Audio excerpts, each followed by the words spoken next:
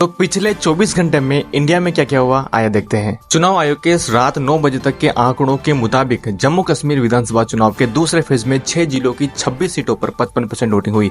ये पिछले चुनाव के मुकाबले 5% कम है। 2014 में इन सीटों पर 60% वोटिंग हुई थी। रियासी में सबसे ज्यादा 71.81, जबकि श्रीनगर में सबसे कम 27.37% वोट पड़े हैं। पैरासीटामोल सहित 53 दवाएं क्वालिटी टेस्ट में फेल पाई गई। इनमें से मल्टीविटामिन, एंटी फंगस, शुगर और ब्लड प्रेशर की दवाओं के अलावा एंटीबायोटिक्स भी शामिल हैं।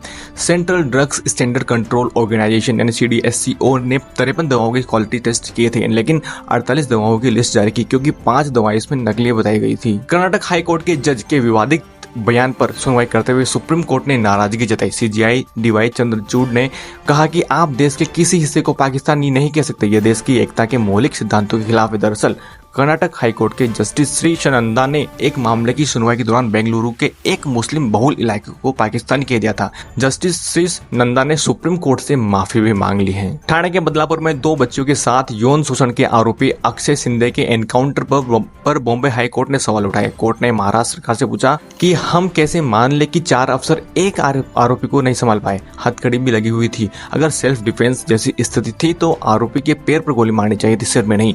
अगली सुनवाई 3 अक्टूबर को होगी। सराफा बाजार में 10 ग्राम सोने की कीमत 496 रुपए बढ़कर 75,260 रुपए हो गई। ये ऑल टाइम हाई है। इस हफ्ते सोना 1167 रुपए जबकि इस साल 11,900 रुपए महंगा हो चुका है। विदेश मंत्री S जयशंकर ने चीन के साथ 75% विवाद हल होने वाले अपने बयान को लेकर सफाई दी। उन्होंने न्यूयॉर्क में कहा, मैंने यह बात सिर्फ सैनिकों के पीछे हटने के संदर्भ में कही थी। चीन के साथ दूसरे मुद्दों पर अभी भी चुनौती बनी हुई है। दरअसल 12 सितंबर को जयशंकर ने न्यूयॉर्क में कहा था कि भारत को चीन के साथ सीमा वार्ता में कामयाबी मिली है। लगभग 75% विवाद सुलझ गए हैं।